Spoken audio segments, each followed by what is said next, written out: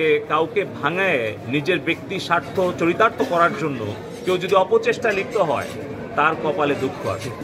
যখন এই ঘটনা আমি শুনেছি জেনেছি, আমার রাজনৈতিক আমার সহযোদ্ধা ইউনিয়ন আওয়ামী লীগের যুগ্ম সাধারণ সম্পাদক এমদাদুল হক কালু ভাই এবং ইউনিয়ন আওয়ামী লীগের সাধারণ সম্পাদক আমার মোহাম্মদ আলাউদ্দিন ভাই, তারাই কিন্তু প্রথম আমাকে জানিয়েছে। আপনারা সবাই দেখেছেন যে এখানে ঘটনায় কারা জড়িত প্রকাশ্যে, আবার কোর্টে গিয়েও দুজন কিন্তু 164 ধারায় জবানবন্দি দিয়েছে।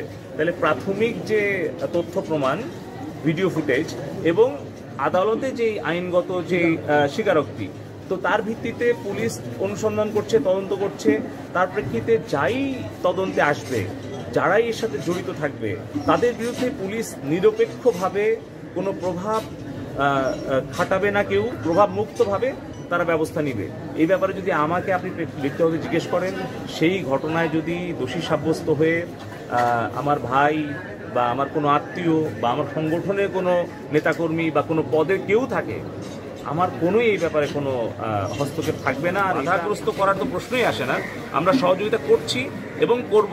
আমি আগেও বলেছি, আমরা দৃষ্টান্ত স্থাপন করতে চাই যে এই ধরনের কোনো অপরাধ করে কারো নাম ভাঙিয়ে সেটা সঠিক হোক আর বিভ্রান্ত করার উদ্দেশ্যে হোক, এটা যাতে কেউ সুযোগ না পায়। বরঞ্চ আগামী দিনে কে মন্ত্রীর শালা, কে মন্ত্রীর সম্বন্ধী, এইটা বলতে গেলে বিপদ যে আরো বেশি হতে পারে, সেরকম একটা দৃষ্টান্ত আমরা স্থাপন করার সুযোগ পেয়েছি। আমরা কাজে লাগাবো এবং বুঝায় দিব যে কাউকে ভাঙায় নিজের ব্যক্তি স্বার্থ চরিতার্থ করার জন্য কেউ যদি অপচেষ্টায় লিপ্ত হয় তার কপালে দুঃখ আছে।